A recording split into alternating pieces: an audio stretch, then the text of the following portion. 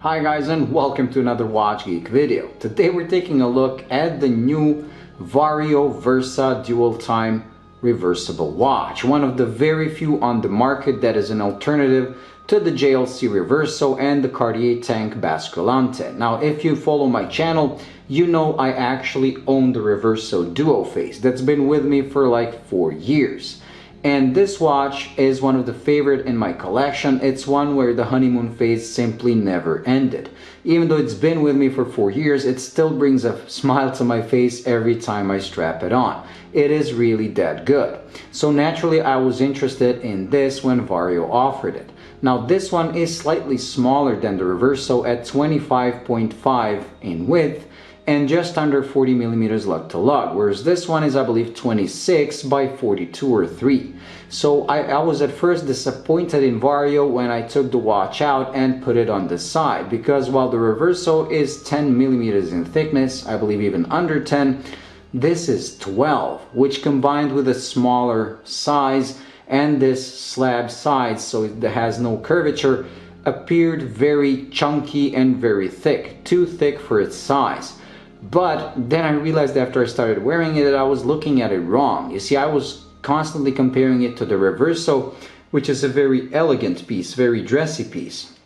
Once I started wearing this, I realized that I liked this bulkiness because of the finish of the case, which is a combination of these polished and these brushed surfaces, and because of the way this sits above the carriage.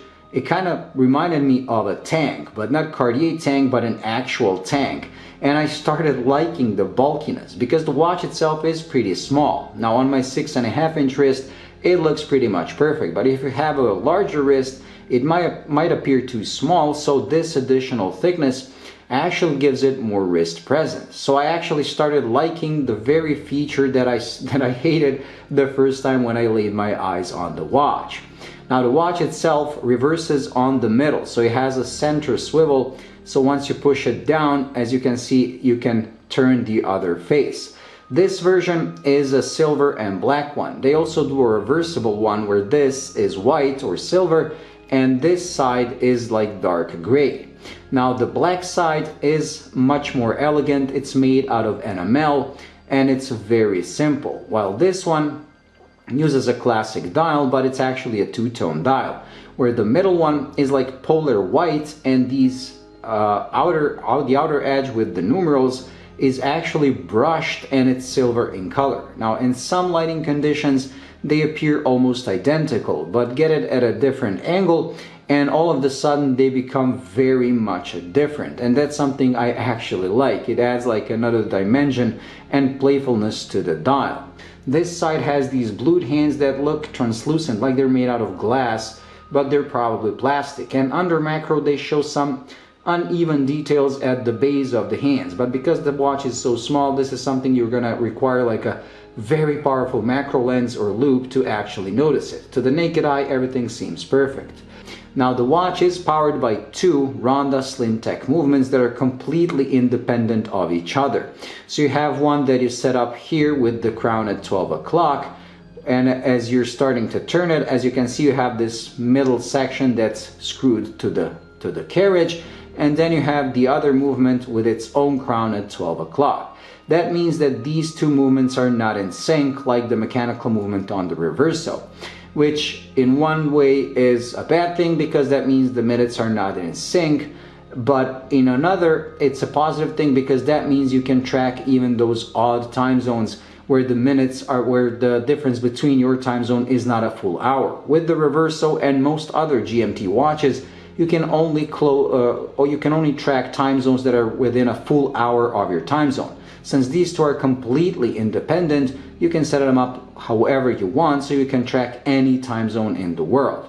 Now both of these are the same movement, and the Slimtec by Ronda is known for not only being very thin, but also having a very long battery life of 6 years. So once every 6 years you're gonna have to dismantle this by unscrewing this screw here, taking out the middle section, and then you have to unscrew the 4 screws on each side to get access to the watch itself, to the battery.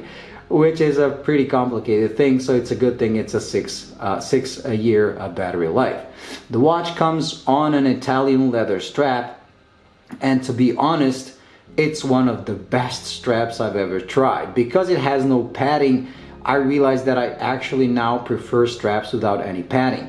It's just 2 layers of leather joined together, which gives it a very sturdy feel, but at the same time it's very pliable. It almost requires no break-in period whatsoever, and it also like kind of breaks in evenly. When you have that padding, it can sometimes break in some sections more than the others, and then the strap looks weird. This one is pretty much perfect.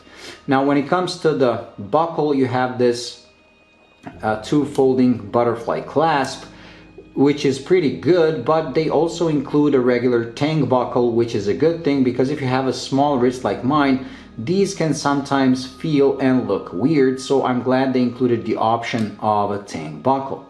Now as you can see on the case back, you have no protection for the other face, which is okay because they both come with a sapphire with anti-reflective coating on the inside only, but the negative thing about that is that the face that's on your wrist, it constantly like rubs against your wrist, so it usually gets smudges. So once you twist to the face that's been on the underside, most of the cases you're gonna have to like wipe it down because it's gonna have smudges. Now it is a very cool design, and I do like what Vario is doing because each time they launch a new model, it's completely different to anything they've done before, and that's the same case with this Versa. So I really do like this. Anyways, that's it when it comes to this review. I hope you found it useful. If you did, please like and subscribe, and I'll see you in the next one. Bye.